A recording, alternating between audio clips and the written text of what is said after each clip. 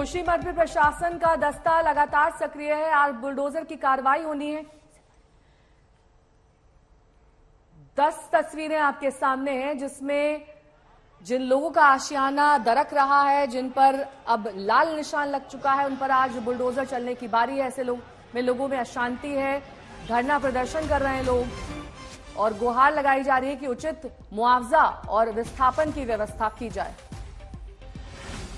Operation का विरोध कर रहे हैं लोग। जोशीमठ में प्रशासन बुलडोजर का दस्ता लेकर तैयार है, लेकिन 723 घरों को गिराने के ऑपरेशन में आगे जोशीमठ की जनता अब खड़ी हो गई है। जोशीमठ के लोग अड़ गए हैं, अपना हक मांग रहे हैं और ये कह रहे हैं कि मुआवजा दो, नए घर की गारंटी दो, तभी आशियाने पर हाथ लगाने देंगे। प्रशासन परेशान है, स्थानीय लोगों को समझाने बुझाने में लगा है। डीएम ने स्थानीय लोगों के साथ बैठक की है, यह भी तय किया कि बुलडोजर का इस्तेमाल नहीं किया जाएगा, भारी मशीन का इस्तेमाल नहीं किया जाएगा, हथौड़े और ड्रिलर जैसी हल्की मशीनों का इस्तेमाल ही होगा इन होटल्स को गिराने के लिए। लेकिन स्थानीय लोग अब एक साथ जुटते हुए विरोध प्रदर्शन इस बात को लेकर कि हमारा घर तो गिर जाएगा, लेकिन हम जाएंगे कहां, कोई गारंटी होना चाहिए, कोई मुआवजा हमें दिया जाना चाहिए। और इन्हीं मांगों को लेकर अब प्रदर्शन कर रहे हैं लोग। मुआवजे के बिना घर तोड़ने की इजाजत स्थानीय लोग अपनी तरफ से नहीं देना चाहते। खतरे के मुहाने पर बैठे जोशीमठ में आज का दिन बेहद महत्वपूर्ण है। एक तो ऊपर मेरे पीछे पहाड़ों में मौसम खराब हो रहा है, बर्फबारी हो रही है, अब बारिश की आशंका जोशीमठ में है, जिसके बाद वो लगभग 600-700 घर और होटल जिनको चिन्हित किया गया कि खतरे की जद में हैं, वहां पर और नमी आ जाएगी, जमीन पहाड़ और तेजी से खिसकने लगेंगे। और ऐसे में जो लोग प्रदर्शन कर रहे हैं मुआवजे की मांग को लेकर के, विस्थापन को लेकर के, वो प्रशासन से बात कर रहे हैं। लेकिन इस बीच मेरे ठीक पीछे आप जो देख रहे हैं, ये NDRF, SDRF, Uttarakhand police, home guards, ये तमाम सारी एजेंसियां ये इस बात की तैयारियां कर रही हैं कि जैसे ही बैठक सकारात्मक होती है, होटल जो गिराए जाएंगे, कम से कम जो 2 बड़े होटल है, काफी मलबा होगा, वो नीचे जाए, वो किस रफ्तार से जाए, कंट्रोल डेमोलिशन जिसे कहा जाता है वो कैसे होगा। हालांकि इसकी तैयारियां पहले कर दी गई थी, ओवरहेड केबल्स सब तो निकाल दिए गए थे, सड़कों को ब्लॉक कर दिया जाएगा।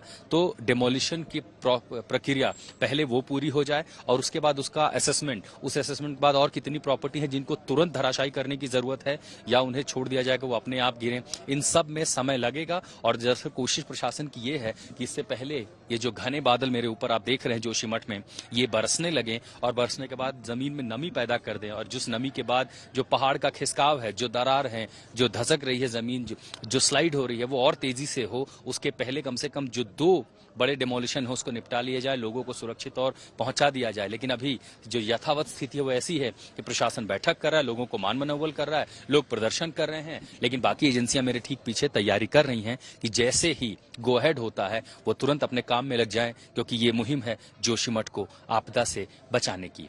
ग्राउंड जीरो जोशीमठ से मदन प्रसाद के साथ मैं आशुतोष मिश्रा, आज तक। ये मलारी होटल का प्रांगण है, ठीक पीछे रिसेप्शन है। इसी होटल को गिराया जाना है जो जमीन से कट के पीछे की तरफ झुक रहा है।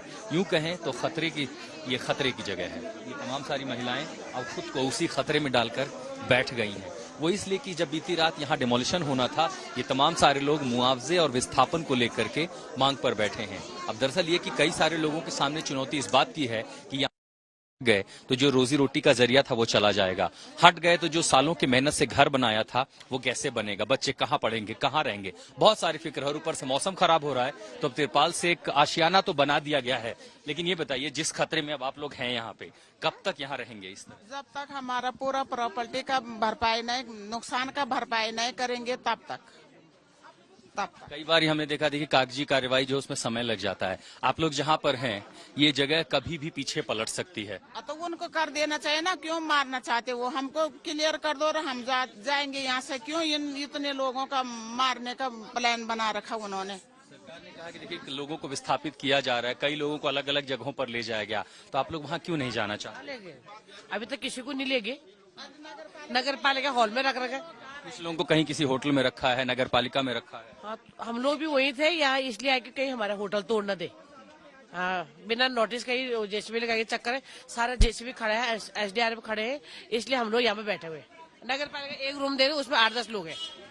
जैसे गाय बकरी भरते वैसे भर रखे सारे। लेकिन अगर ये नहीं टूटा, जिस तरह का खतरा है यहाँ पर पूरे जोशीमठ पर है, ये आगे कई लोगों के लिए खतरा बन सकता है। ये तो हर कोई मान रहा है, यहाँ होटल के मालिक भी कह रहे हैं कि इसको तोड़ना जरूरी है। हम भी तोड़ने के लिए तैयार है, मनाने के लिए, तोड़ने के लिए तैयार है, पर उचित मुआवजा दे दे, बद्रीनाथ के तर्ज पे विस्थापित कर दे और इसी के लंबे बैठे हैं धरने पे। जी, अगर इस प्रक्रिया में देरी हो जाती है तो बहुत सारी लोगों पर भी तो खतरा है। अब तो वो कर देने क्या, और आगे करो पीछे करो, हम तो अब इसके बाद तोड़ेंगे, इसके क्या सबूत है हमारे पास? कुछ भी नहीं है।